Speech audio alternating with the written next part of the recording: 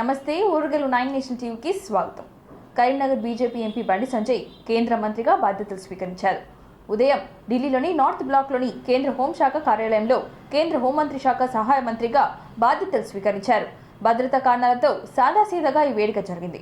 కేంద్ర హోంశాఖ సహాయ మంత్రిగా బాధ్యతలు స్వీకరించిన బండి సంజయ్కు సహచార మంత్రిగా నిత్యానంద రాయ్ అభినందనలు తెలిపారు. జగద్గురు శంకరాచార్య హంపి విరూపాక్ష విద్యారణ్య పీఠాధిపతి శ్రీ విద్యారణ్య భారతి స్వామీజీ స్వయంగా హాజరై ఆశీర్వదించారు. హైదరాబాద్, కరీంనగర్ నుంచి వెళ్లిన బీజేపీ నేతలు, కార్యకర్తలు, అభిమానులు బండి సంజయ్కి శుభాకాంక్షలు తెలిపారు.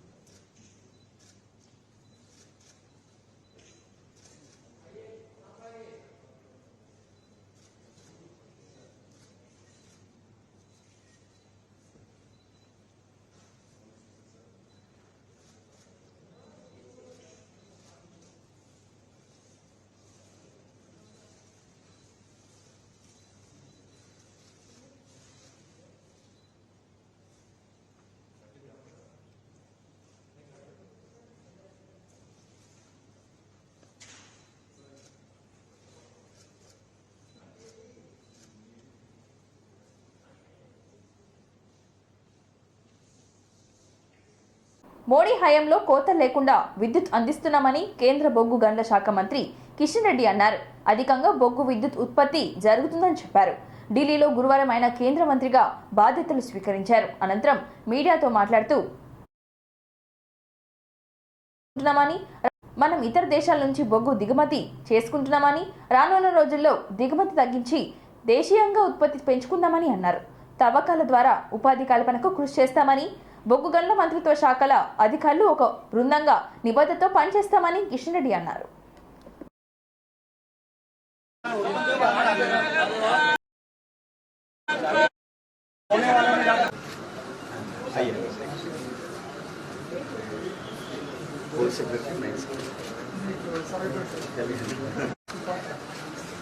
सीएमडी हिंदुस्तान कॉपर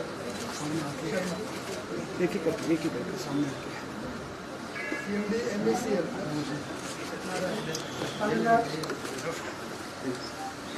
हमारा जीएसएल सपोर्ट ऑर्गेनाइजेशन है डीजीजीएसएल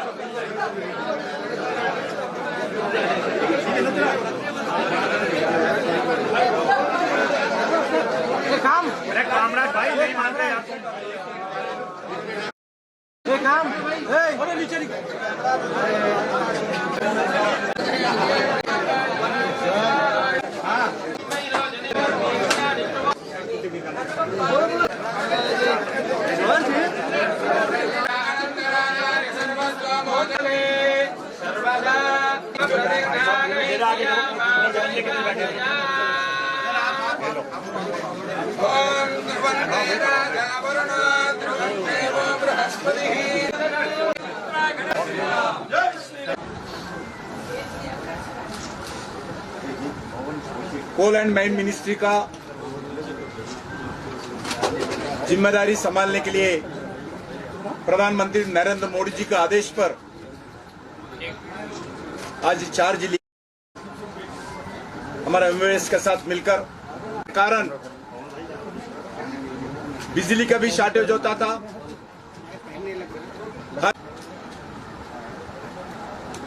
कोयला मिनिस्ट्री के द्वारा होता है। अदर ऑफिशियल से के साथ हम काम करेंगे। నమస్కారం. పవర్ లేకుండా ఏ ఒక్క పని కూడా కాదు. అది వ్యవసాయమే కావచ్చు, పారిశ్రామిక రంగమే కావచ్చు, ఐటీ కానీ లేక కమర్షియల్ కానీ డొమెస్టిక్ కానీ ప్రజల జీవితాలతో విద్యుత్తు రంగం పూర్తిగా పెనవేసుకొని ఉన్నది. మీకు అందరికీ తెలుసు 10 సంవత్సరాల క్రితం భారతదేశంలో మన హైదరాబాద్ నగరంలో కూడా ఇండస్ట్రియలిస్టులు సమ్మె చేసిన విషయం మనం చూశాం. ఎవరైనా ఎక్కువ విద్యుత్తు అలాట్మెంట్ కంటే ఎవరైనా ఎక్కువ విద్యుత్తు ఉపయోగిస్తే వాళ్ళ మీద ఫైన్ చేసేటువంటి పరిస్థితి హైదరాబాద్. ఇంకా విద్యుత్ ఉత్పత్తి పెంచడం కోసము ఇంకా కొంత మేరకు మనం బొగ్గు దిగుమతి చేసుకుంటున్నాం. ఒక ఇప్పటికే 5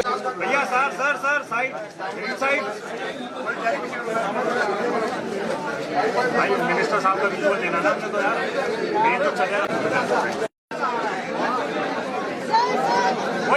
గ్రాడ్యుయేట్ ఎమ్మెల్సీ ఎన్నికల్లో విజయం సాధించిన కాంగ్రెస్ అభ్యర్థి తీన్మార్ మల్లన్న ప్రమాణ స్వీకారం చేశారు. మండలి చైర్మన్ సుఖేందర్ రెడ్డి సమక్షంలో ప్రమాణం చేశారు. మండలి చైర్మన్ ఛాంబర్ ప్రమాణ స్వీకార కార్యక్రమం జరిగింది. ఈ సందర్భంగా ఆయన మాట్లాడుతూ తాను ఇప్పటి వరకు ఏ పదవి చేయలేదని, తనను గ్రాడ్యుయేట్ ఎమ్మెల్సీగా గెలిపించిన అందరికీ ధన్యవాదాలని అన్నారు. తనపై నమ్మకంతో ఓటు వేసిన అందరికీ ధన్యవాదాలు తెలిపారు. బాధ్యతాయుతంగా కలిగిన వ్యక్తిగా ఉంటానని చెప్పారు. ఈ కార్యక్రమంలో మంత్రి Jupally Krishna Rao, Congress party Telangana incharge Deepa Das Munshi, Congress party నాయకులు తదితరులు పాల్గొన్నారు.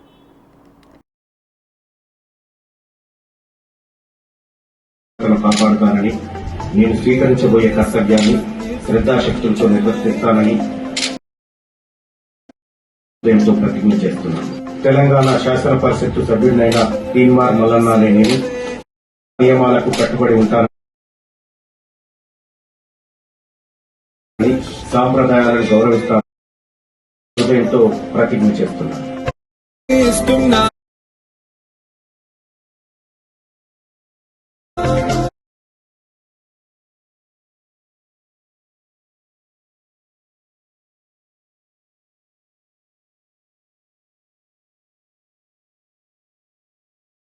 ఏపీ సీఎంగా 4వసారి ప్రమాణ స్వీకారం చేశారు. చంద్రబాబు కుటుంబ సమేతంగా తిరుమల సందర్శించారు.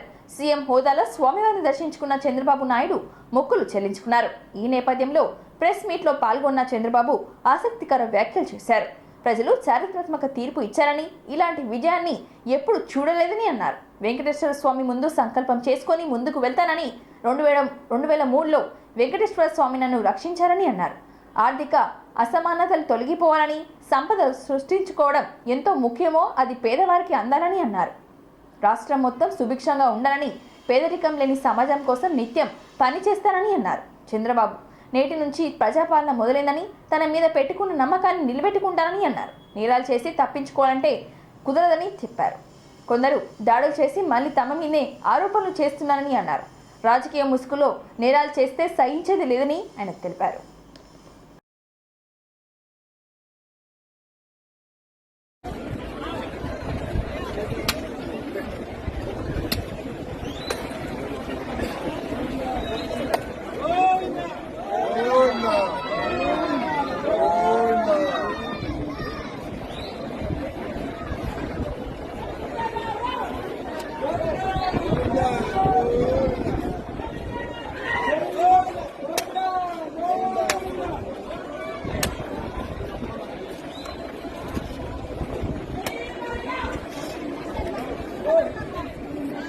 Telangana!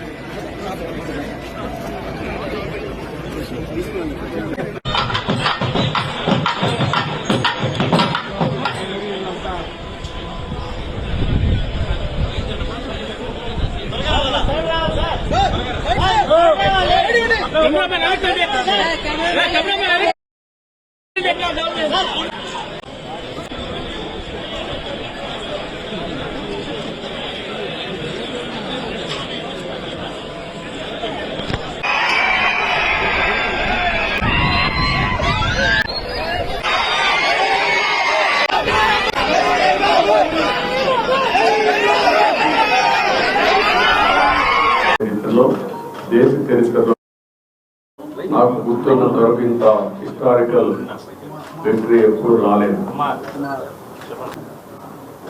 నేను చనిపోతే ఆయన కూడా అపవాదు రావచ్చు. కాకపోతే నా వల్ల ఇంకా ఈ రాష్ట్రానికి ఏదో చేయాల్సిన అవసరం ఉంది, ఈ జాతికి ఏదో సేవ చేయాలని లక్ష్యంగా ఉండాలి. ఒక అతనికి రోజుకు 100 రూపాయలు కొనసాగించే విధంగా కళ. అదే సమయంలో అయితే ఈ 5 సంవత్సరాలు ఉన్నారు కాబట్టి నేను వాళ్ళకు కాదు చేయాల్సింది, వాస్తవాలను కూడా చెప్పలేని దుస్థితి. అందిపుచ్చుకున్నాం. అందిపుచ్చుకున్న తర్వాత వెంకటేశ్వర స్వామిని ఆశీర్వదించాలని కోరుకున్నాను. వెంకటేశ్వర స్వామి తిరుమల తిరుపతి దేవస్థానం ఒక విషయం కూడా గుర్తుపెట్టుకోవాలి. మీకు 2.0 దానికి కారణం అనేకం కావచ్చు. కుటుంబ వ్యవస్థ ప్రపంచానికి ఆదర్శం. ఏపీ సీఎం చంద్రబాబు ఇంద్రకిలాద్రికి చేరుకున్నారు. కుటుంబ సమేతంగా దుర్గమ్మను దర్శించుకొని మొక్కులు చెల్లించుకున్నారు. ఆలయ అర్చకులు చంద్రబాబు కుటుంబ సభ్యులను తీర్థ ప్రసాదాలు అందివేసి శాల్వాతో సత్కరించారు. గురువారం ఉదయం తిరుమల శ్రీవారిని దర్శించుకున్న సీఎం అనంతరం మధ్యాహ్నం ఇంద్రకిలాద్రికి చేరుకున్నారు. సీఎం విజయవాడకు వచ్చిన సందర్భంగా తొలిసారి గన్నవరం ఎయిర్పోర్ట్లో టీడీపీ నాయకులు ఘన స్వాగతం పలికారు. ఎమ్మెల్యేలు, ఎంపీలు, దేవాదాయ శాఖ కమిషనర్, జిల్లా కలెక్టర్, ఆలయ ఈవో తదితరులు పుష్పగుచ్చాలు అందివేసి స్వాగతం పలికారు.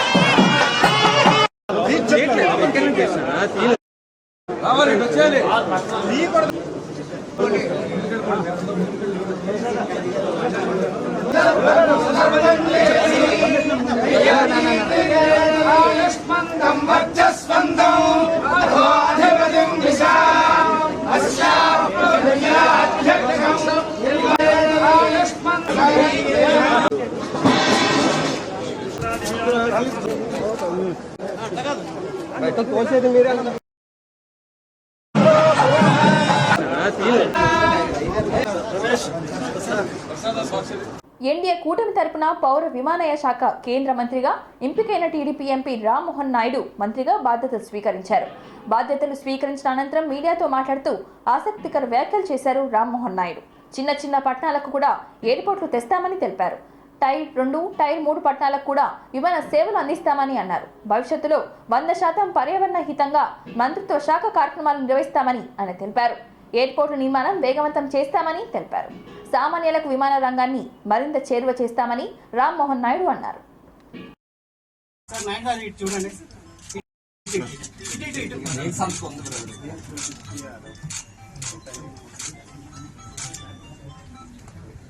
अभी तो जो मेरी मम्मी ने कहा वो मैं कर रहा हूँ। उसके बाद जो मंत्रालय जो कहेंगे वो मैं कर रहा हूँ।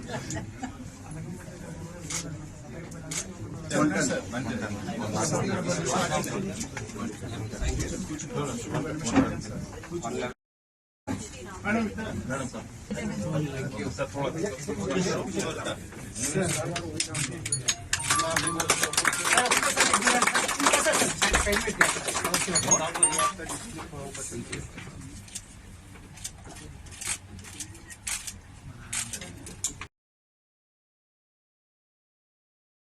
you are looking it very seriously Yes. as a passenger Yes, before the yes. minister. How you will control the fare pricings?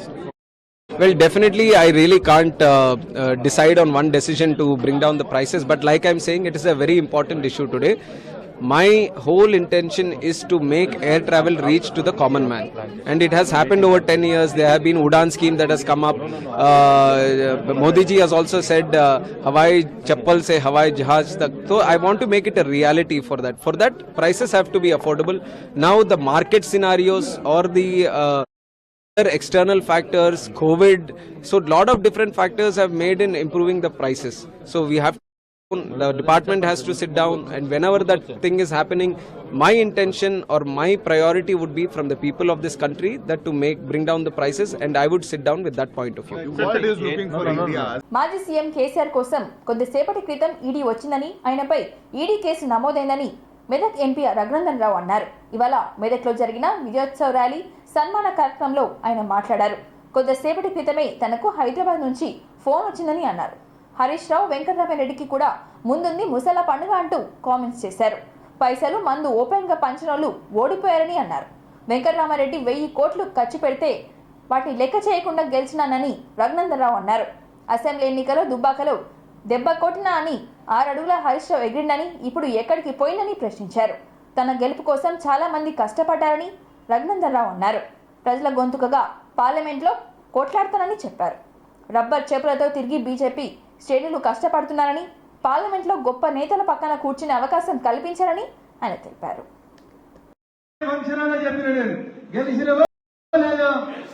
ఎవరి కృషి? ముంగటున్నోళ్ళ కృషి. ముందున్న దానికంటే ఎక్కువ ముంగటున్నోళ్ళ కృషితో గెలిచినాం. ఎందుకంటే ప్రతి బూతులో పొద్దుకి మాపడికి పువ్వలేని మా కార్యకర్తల మోదీ చెప్తాడు. ఏం చెప్తారు ఉన్నారన్నా? ఒక లక్ష్యాన్ని నిర్దేశించుకోవాలి. నష్టాలు నువ్వు నీకు ఇచ్చిన పని చేయి. రఘునందన్ రావు గెలవడం ఎట్లనో తెలుసు, గెలిపేయడం అంటే వంటకం. ఏం చెప్తాడో ఆయన బాధపడకూడదు. Self confidence is more important. అర్థం చేస్తారు. నీ మనసులో నువ్వు ఒక లక్ష్యం పెట్టుకో. నేను ఎంపీటీసీ కావాలి, నేను మెదక్ కౌన్సిలర్ కావాలి, మెదక్ మున్సిపాలిటీ చేయాలనుకుంటే సర్పంచ్ గా పోటీ చేసిన సర్పంచ్ మెసేజ్ పంపించినాం. ఇండైరెక్ట్ గా మెదక్ మీరు గెలవాలి. ఎవరు గెలవాలి? మనం గెలవాలి. ఏ గుర్తు గెలవాలి? ఎప్పుడైనా నిద్రపోయిందా? ఎప్పుడైనా అలసిపోయిందా? మరి మనకేమైంది? ఏమైంది? ఒక్కలనే చక్క కూర్చురా, సగం మంది తెటగిలేసి నడవలేము, మాట్లాడలేము, పని చేయలేము, ప్రచారం చేయలేము. సారు ఉండలేము అనడం చేతులెత్తుంది. పోయేగాలం రాజకీయాలు ఎందుకు ఇంటికాడు ఉండవుతుంది. దానికి సజీవత. మహిళా మోర్చా అధ్యక్షురాలు సోదరి ప్రింట్ ఎలక్ట్రానిక్ మీడియా గెలిస్తే మా పేరు ఢిల్లీ దాకా వినబడుతుంది. రఘునందన్ గెలిస్తే మా పేదోళ్ల సమస్యలు తీరుతాయని చెప్పి నేను ఎన్నిసార్లు ఎన్ని కాన్ఫరెన్స్లలో ఒక్కొక్క బూత్ అధ్యక్షుని పేరు పెట్టి గట్టిగా అరిచినప్పటికీ పేరు అన్న రైలు సాయంత్రం 5 గంటలకే పోతుంది. ఖచ్చితంగా సౌత్ జోన్ రైల్వే జీఎం గారిని కలిసి సౌత్ సెంట్రల్ 100% రఘునందన్ మాటల మనిషి కాదు, చేతల మనిషి అని చెప్పి నిరూపించుకొని ఖచ్చితంగా మళ్ళా 5 సంవత్సరాల తర్వాత ఇవాళ మీరు పడ్డ కష్టాలు పనిచేసినాం. అసాధ్యం అనేది నా డిక్షనరీలో లేదని చెప్పినాను. రఘునందన్ కూడా కలితే ఈ ఎంపీ రఘునందన్ పై ప్రతి బూత్ లో ఎదురుకున్నాడు 1000 వంచితే, మందు వంచితే, వాళ్ళు బెదిరిస్తే ఏ రోజు కూడా తెలవచ్చలే. అవసరం ఉంటే అందుకని పైసలతో ఎన్నికలు గెలుస్తామనే మూర్ఖపు భావన మరి చెడగొట్టకురా అన్నడా. నిన్న సిద్దిపేటకి ఆయన ఉండగా ఆయన కూర్చున్న మీటింగ్ కి ఎస్కాట్ లో ఇంకోటి వస్తాడని కలగట్టడా ఎప్పుడన్నా హరీష్ రావు అనేటోడు అంటాడా? నిరూపించినవా? చేసినవా? ఇగో ఇది సంకల్ప బలం. రాజకీయంగా వెళ్తామంటే కదులుతురా? ఎవరన్నా కదులుతురా? చాలా సభలలో చెప్తా నేను. చంద్రబాబు నాయుడు అమరావతి సచివాలయంలో సీఎంగా బాధ్యతలు స్వీకరించారు. వెల్గపూడి సచివాలయానికి చేరుకున్న చంద్రబాబు దంపతులకు వేద మంత్రాలతో స్వాగతం పలికారు. 5 ఏళ్ల తర్వాత చంద్రబాబు సచివాలయంలో అడుగుపెట్టారు. ఆయన వెంట అచ్చెన్నాయుడు, రవీంద్ర, కేశవులు ఉన్నారు. వెల్గపూడి సచివాలయంలో పూజలు, వేద మంత్రాల మధ్య చంద్రబాబు బాధ్యతలు స్వీకరించిన తర్వాత కీలకమైన 5 ఫైళ్ల మీద సంతకాలు చేశారు. మెగా డిఎస్సి మొదటి ఫైల్ సంతకం చేశారు. రెండవ సంతకాన్ని ల్యాండ్ టైటిలింగ్ యాక్ట్ రద్దుపై చేశారు. మూడో సంతకం పెన్షన్ 4,000కు పెంచుతూ చేశారు. 4వ సంతకం అన్నా క్యాంటీన్లు పునరుద్ధరణ చేశారు. 5వ సంతకం స్కిల్ సెన్స్ పై సంతకాలు చేశారు.